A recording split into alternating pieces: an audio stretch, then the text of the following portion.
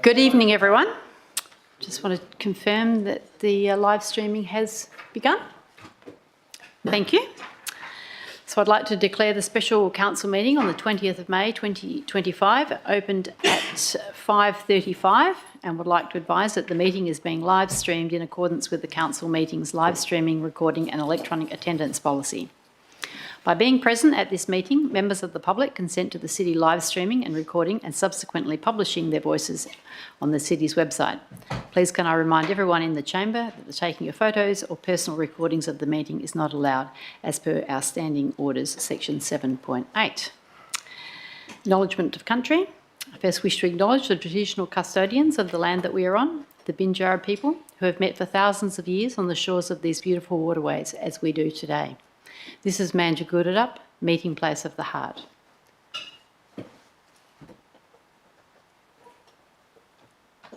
Apologies. We don't have any apologies this evening.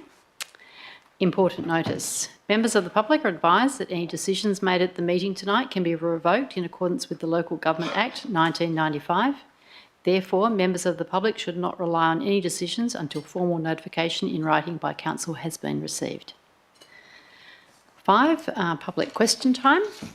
We don't have any members of the public joining us this evening, so we will move to presentations, and there are no presentations. Deputations, there are no deputations. Declarations of interest. Elected members and officers are now asked to declare any real or perceived interest that they may have in respect of the reports listed for consideration at this meeting. Should an elected member or an officer declare an interest, I would remind them of the need to leave the chamber immediately prior to that item's discussion. CEO, have you received any declarations of interest? Mayor, I have not received any. Thank you. Questions from elected members? Questions of which due notice has been given? There are no questions. Are there any questions from elected members this evening? There are no questions.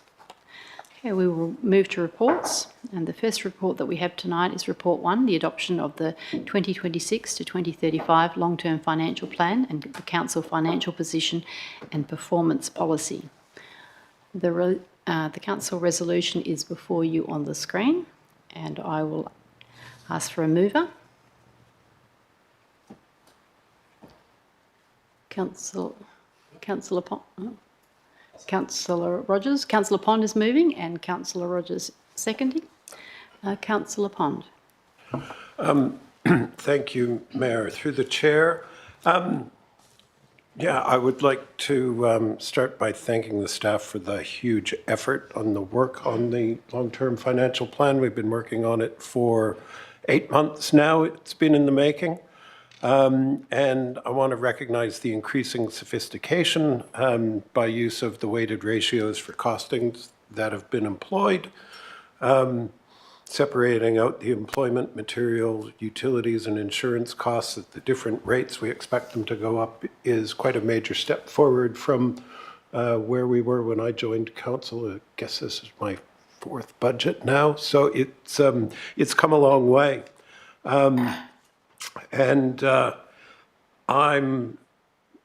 I've very often had to speak with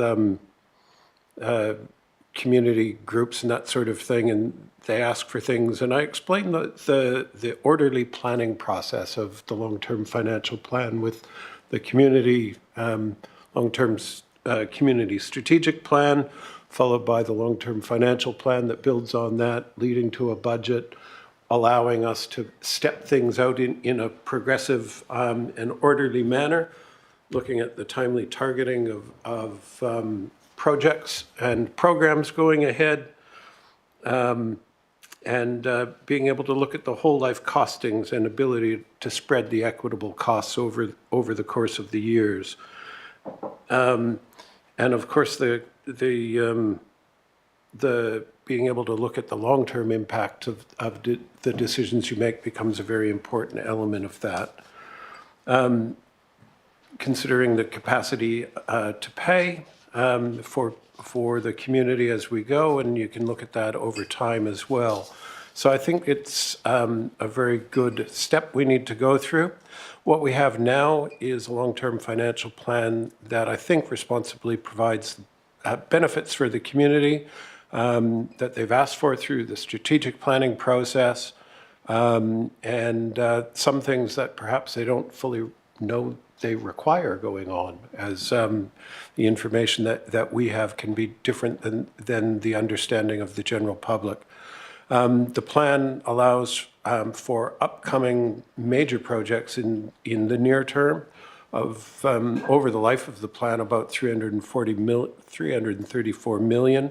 But in the near term, some of the more obvious ones are the new regional netball and multi-use facilities, Western Foreshore Leisure Precinct, the Aquatic Center court upgrades, Dottie's Beach Protection, Eastern Foreshore Works, something I'm very happy to see the Koodanup Foreshore Works go into its final stages, and the Dawesville Foreshore Works. We've been waiting some 31 years since the Dawesville Channel went in to see those works go ahead.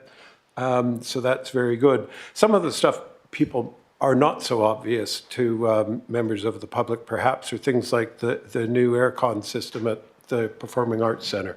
Not one of those obvious things, but accounted for in the long-term plan.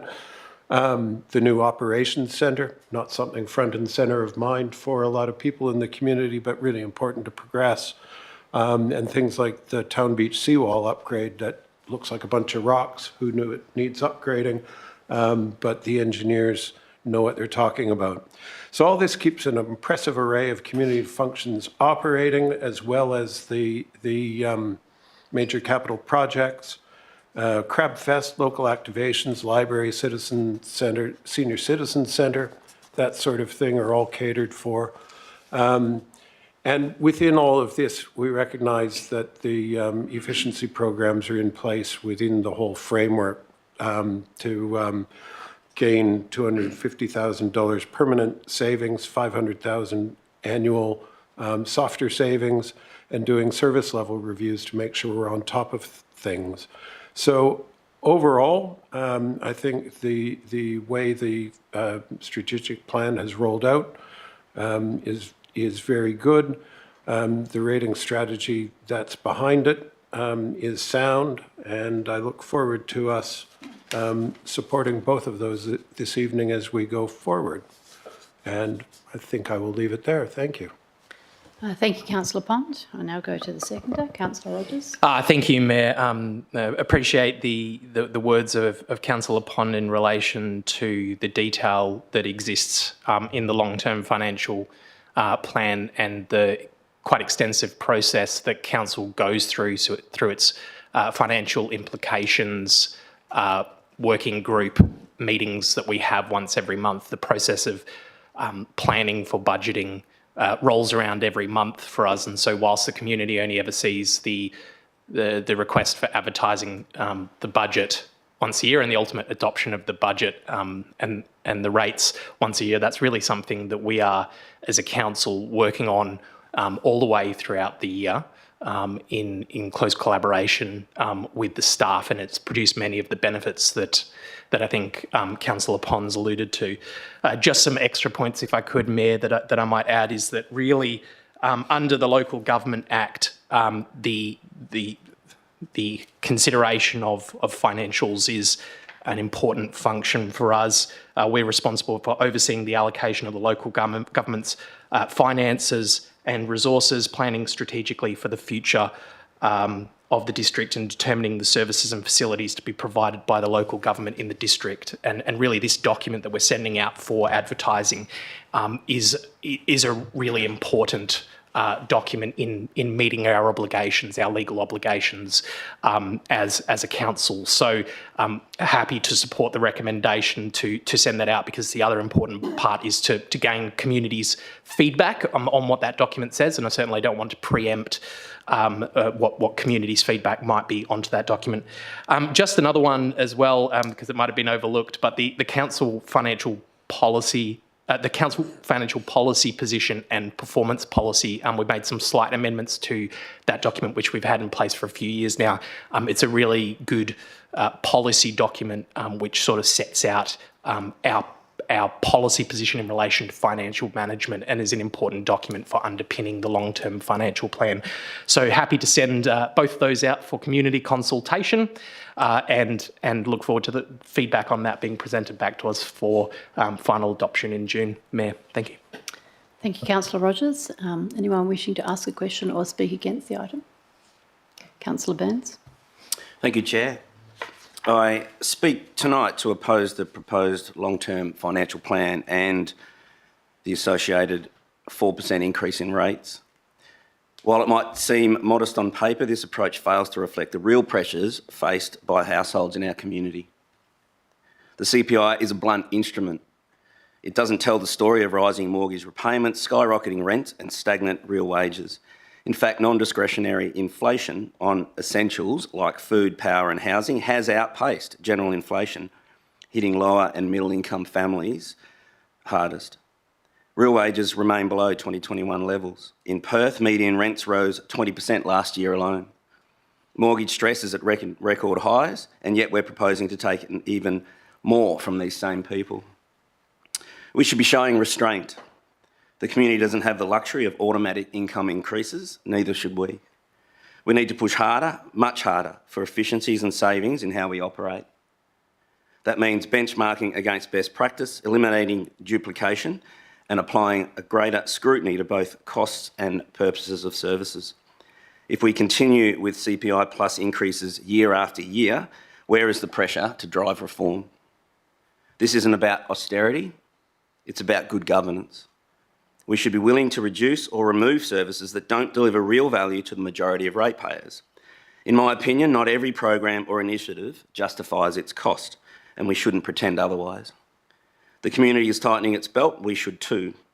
Let's deliver a budget that reflects not just our elected members' ambitions, but the reality our residents are living in. Thank you. Thank you, Councillor Burns. I'd like to speak for the item. So, councillors, what we have before us is the result of 8 months of workshops with staff to shape the long-term financial plan, to plan for the future of our community, a future that is sustainable and responsible. And I thank staff for their considered effort in producing such in-depth and transparent reports, and I would encourage the community to take the time to read the reports. In a time when we know that many households are feeling the cost of living pressures, we are focused on a responsible and balanced budget that is mindful of these pressures while continuing to invest in essential community infrastructure and services that the community values greatly. This budget allows us to maintain and renew our $1.5 billion asset base while keeping the services of Mandurah that we all love and expect. Whether it's the Mark, the Senior Centre, the sports grounds, I've never heard in my 13 years of council anyone asking for the removal of services or facilities. The proposed increase of 4.08%, which equates to approximately $1.34 per week for the average residential property, will allow for the continued delivery of community services, upgrades to key community assets and long-term sustainability of the city services now and into the future.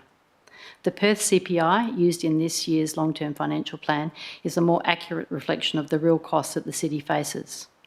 I would like to acknowledge the annual efficiency program that we have in place and thank staff across the entire organisation for the permanent cost reductions and the one-off cost savings amounting to $750,000. I urge community to take the time to read the long-term financial plan and provide council with your feedback. And councillors, I ask that you support the recommendations and give our community the opportunity to have their say. Now, is there anyone else that wishes to speak against the item? Anyone who wishes to ask a question? No? We'll go to the mover to close. Thank you, through the chair. I want to recognise the importance of what Councillor Burns has raised. Not everybody in our community is in the same position. Some are struggling. It's not unusual, but there are many that are quite in position, I believe, to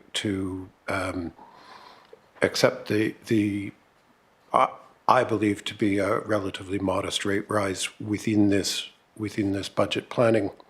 And we do have a mechanism built in within the financial policy for service level reviews, which is the appropriate way to do a thoughtful consideration of what services are being provided and whether they should be scaled back or increased or whatever it might be.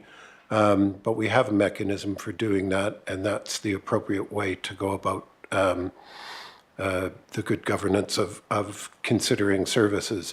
So again, I would just encourage councillors to vote in favour of releasing the long-term financial plan and the council financial policy and council financial position and policy documentation and for public review. And let's see what comes back in that process. Thank you. Thank you, Councillor Pond. Apologies, Mayor. Are we able to ask questions? Oh, no, that's okay. No, we haven't. We have moved past that section. So I will put that to the vote. All those in favour? And those opposed? Thank you. Okay, and we will now move to report 2, which is the notice of intention to impose the 2025-26 differential rates and minimum payments. The recommendation is before you on the screen. Can I please call for a mover and a seconder to the item? Councillor Rogers and Councillor Cumberworth. Councillor Rogers. Thank you, Mayor. Look, happy to support the recommendation as contained on the screen. Really, the previous resolution, which is the expenditure side of the operations, both in terms of staffing costs and services and capital works, is what we're planning to do. So hand in hand with this motion, with that motion comes this motion about how that's proposed to be funded on the revenue side, of which rates makes up a substantial portion of our revenue. As we have just done, we have requested that the budget goes out for public advertisement and feedback. And I think that it is prudent financial management to send out a rate in the dollar that realistically reflects what it would cost to fund that particular budget. If someone is to propose, or if someone around the chamber proposes that we go for a 0% rate increase, that would leave us with a $4.5 million black hole in the revenue side of funding stuff we've just put out to advertise to do as a city. It's not a $45,000 budget black hole. It's not even a $450,000 budget black hole. It would be a $4.5 million black hole in the budget on the revenue side. And so at some point you have to say, well, what's going to be cut out of the current budget to make sure that there's not a $4.5 million budget black hole? We've, through, as Councillor Pons was saying rightly, been through an extensive 8-month process around determining the long-term financial plan of which the budget falls out of. And I've heard comments around this chamber tonight that we need to push for efficiencies and savings, doing much more, driving much more savings, cutting programs that drive more cutting more programs and keeping programs that only retain value and removing others, and tightening our belts. But with all due respect, nothing got proposed throughout the process to cut. As a result, we are left with a $4.5 million budget black hole if someone goes out for a 0% rate increase. And that's something that I personally feel as a councillor scared about adopting if that came up. And I think community should feel scared too if that is being proposed, because they should rightfully say, if you're not going to tell us what's going to be cut, then everything possibly might be on the table. Services to the mark, maintenance of the cricket pitch, the senior cits centre and the services that are provided through there, our libraries, our ranger services, all of the works that we do on roads and parks and footpaths. If nothing is being proposed to be cut, then what's on the table? And I feel very nervous personally around adopting anything that isn't a reasonable rate increase to meet the cost of what the budget would be. In the long-term financial plan, the modelling around the rate increases that goes out to 10 years is really accurately based on the real increases that we occur through our labour from the enterprise bargaining agreement, the real costs from utilities costs that come through, and our CPI, per CPI increases to all of our services and contracts. And when you add all up that, it's all of our expenditure. We're not taking more from community, as has been alluded to around this table. We're actually charging people what it costs to deliver services back to them. It's not robbing people, it is delivering services and facilities, and this is what it costs to do it. So in my mind, as has been alluded, that it's good governance to just cut based on ideological rhetoric. In my view, it's good governance to prepare a long-term financial plan which outlines expenditure and then rate appropriately to meet the revenue side of that. So look, without knowing what might be proposed to be cut, I think this is a sensible rate increase to be advertised out to the public. And just as a final point, if I could, Mayor, I don't think it's appropriate to propose something like a 0% rate increase and then ask the staff to cut. And the reason I don't think that's appropriate is for the exact reason that I said in the last report, that it is our obligation as a council under the Act to allocate the resources and the finances of the local government. It's not the staff's job, it is unfair to them, and it is our legal responsibility to set the budget. If there are cuts proposed, state them, and then council will vote on them. Other than that, I'm happy to endorse the recommendation, Mayor. Thank you, Councillor Rogers. I'll move to the seconder, Councillor Cumberworth. The City of Mandurah is one of the biggest local governments in Western Australia. It is a large organisation. Any organisation of that size and scale, you'll always be able to find areas where there's money being wasted and improvements can be made. Now, this proposed rate rise, for me, signifies a vote of confidence in our leadership team. I think we have an absolutely fantastic leadership team in the City of Mandurah currently. And by having appropriate rate rises that allow that leadership team to have creative vision, to dream big for this city and work towards game-changing projects which have the potential to redefine our city and lift it to become what it should be, which is one of the most desirable places to live in Western Australia. So I'm happy to support the proposed rate rise.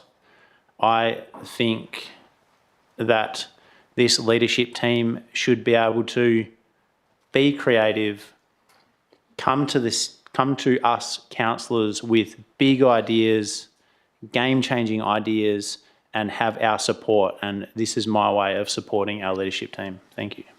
Thank you, Councillor Cumberworth. Is there any questions or anyone wishing to speak against the item? Councillor Solani speaking against. Thank you, Mayor. I'm speaking today against the officer's recommendations.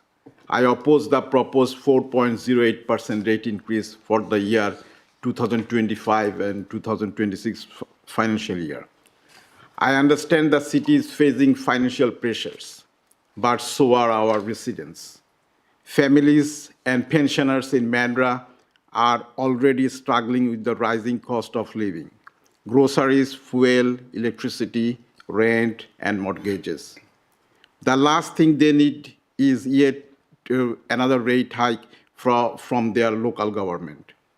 Since 2019, I have consistently voted against rate increases because I believe council must lead by example, tightening its own belt before asking more from our community. It is time to focus on a smarter spending, better project prioritization, and eliminating unnecessary waste. I propose a 0% rate increase for the 2025-26 financial year. This is not just a symbolic gesture. It is both responsible and achievable. We can freeze rates without cutting core services by reviewing contracts, pausing non-essential capital works, and re-evaluating internal cost structures. Mandurah deserves a break. Let's give our ratepayers some breathing space, especially when many haven't seen a real pay rise in years. If we truly want to rebuild public trust and demonstrate real leadership, this is our opportunity. I urge my fellow councillors to stand with our community, vote for financial responsibility, vote against 4.08% increase, support a 0% rise instead. If the motion is lost, I wish to foreshadow a motion that reflects a 0% increase and will present this alternative if I have the opportunity to do so. Thank you all. Thank you, Councillor Zolani. Councillor Schumacher. Thank you, Chair. As this is going out for advertising and public comment, which I encourage all our residents, ratepayers, to make their feelings heard, I am supporting the motion that is in front of us. That, please, does not indicate in any fashion that I will be supporting the 4+% rate increase.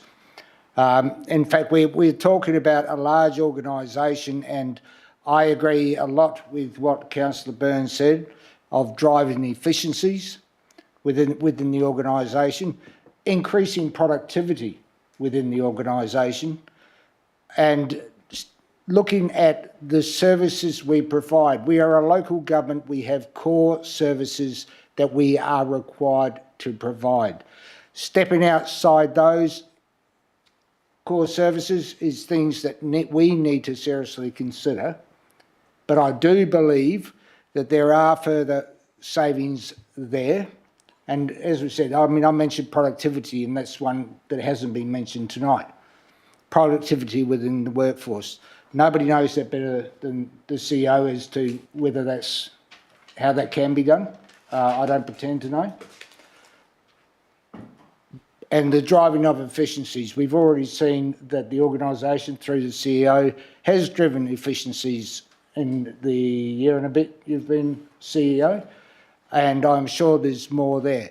But I am purely speaking for the advertising of the rates notice for this year, or the value in the dollar, charge in the dollar, but I am definitely not saying that I am supporting a 4+% increase at all. Thank you, Councillor Schumacher. That was speaking in support of the recommendation going out. Do we have someone speaking who wishes to speak against the recommendation to go out? Councillor Burns. Thank you, Chair. I've made my position clear in the earlier debate on the long-term financial plan, and I won't repeat all those points here. But I will say again, when we increase rates year after year by default, we remove the very pressure that drives genuine reform. Restraint should not be an exception, it should be our baseline. For the reasons I've outlined, I do not support this rate increase to go to advertising. Should the current motion fail, I look forward to supporting the alternative motion that we adopt, option 3, a 0% rate rise. Thank you. Thank you, Councillor Burns. Is there anyone wishing to speak for the item? Councillor Cumberworth, or Councillor Pond, sorry. Thank you, Mayor. Again, I appreciate the sentiment behind some of my fellow councillors in their opposition to a rate rise. But while it's been pointed out that a 0% rate increase, if we were to go down that route, looks at about $4.5 million hole in the budget for the next year. Over the next 10, that represents closer to $150 million. And long-term asset management suffers within that sort of framework. I'd like to point out that at the moment, within our framework for setting the rates, we've got the 0.68 on top of CPI or our weighted CPI. That 0.68 is there because for many years, the city councils here in this chamber did not apply the necessary level of rate rise or apply the, can be argued, apply the necessary brakes on spending to compensate for that. But it concerns me if we don't rate appropriately, we're kicking the can down the road. I believe I used the same words the last few years. We're kicking the can down the road and somebody else will have to pick it up when it's time to redo drainage, re-put a roof on something, rebuild a road network, that we haven't put the appropriate amounts away for the long-term asset management. It's not just expenditure this year, it's expenditure in the future. Part of our decision-making within the Act is not only to look at the residents of today, but the residents in the future of the city. When my own children are in position to have a house of their own and to be paying their own rates within the city of Mandurah, I hope they're not paying for any rate increases that were refused today. So I support going out to advertising, and let's see what comes back with that. Thank you. Thank you, Councillor Pond. Is there anyone wishing to speak against? If that's the case, we'll move to the mover for the closing. Thank you, Mayor. Yeah, happy to close the debate and appreciate all of the comments from the councillors. Just to reiterate Councillor Shoemaker's point that this, in fact, is a motion to advertise the rates to the public, and once again, it bears repeating that the long-term financial plan and certainly the first budget that falls out of the first year that falls out of that long-term financial plan should be read in conjunction with the proposed rate increase. Just to reiterate a few points, Mayor, I've heard comments in this debate around tightening our belt and eliminating waste, and apparently we can do this without cutting any services, and that we have some sort of unneeded capital works list that we can just cull from. None of that's been explained to me over the last year. I wouldn't know what any of those unnecessary capital works projects have been. None of those have been profited once to this chamber, and they certainly haven't been profited tonight. I don't think it's possible to adopt a 0% rate increase by the council without cutting services. Like I said, it would leave us in a $4.5 million budget black hole. In relation to efficiency, just a reminder, and I think it was reiterated by Councillor Pond in the last item, we do have an efficiency program. We have 500,000 of permanent savings and 250,000 of one-off savings throughout the course of every single budget that we continue each year. So we do run an efficiency program. If that's at the wrong level, the appropriate thing to do is up that efficiency program. But council has set what that is, and the staff work to it. In relation to core services, there's been amendments to the Act that outlines what local government is responsible for delivering. There is not a single thing under this budget that is not required to be delivered because of the Act or another piece of legislation. All of what we do is core business, all of it, because it's required by law and the Act, and you can shake your head, but that's true. Just want to reiterate some final points on some of the costs that have been borne onto us. Utilities have gone up by 9.1%, and insurance costs have come up by 8.6%. Local government is not immune to inflationary pressures, and so the fact that we've kept the proposed rate increase to 4% is I think, a wonderful piece of financial management. And just to, Mayor, to close out the point, I believe it was stated that we need to demonstrate real leadership. Well, my view is that it's not real leadership leaving an organisation in a $4.5 million budget black hole. And it was also stated that we should show financial responsibility. Or in my view, it's not financially responsible to leave community with a $4.5 million budget black hole without them knowing what services they value and what capital works they value that are on the chopping block. that's not financially responsible in my mind. Thank you, Councillor Rogers. Just before we go to the vote, just reminding everyone that should this fail, Councillor Zilani has foreshadowed a 0% increase. So I'm now going to put that to the vote. Those in favour? Those opposed? Thank you, that's carried. Now move to item 11, confidential items, and there are none. Move to closing of the meeting. So I'd like to thank everyone. This now concludes the meeting. I declare that all business concluded and close the meeting at 10 minutes past 6 and request that the live streaming be terminated.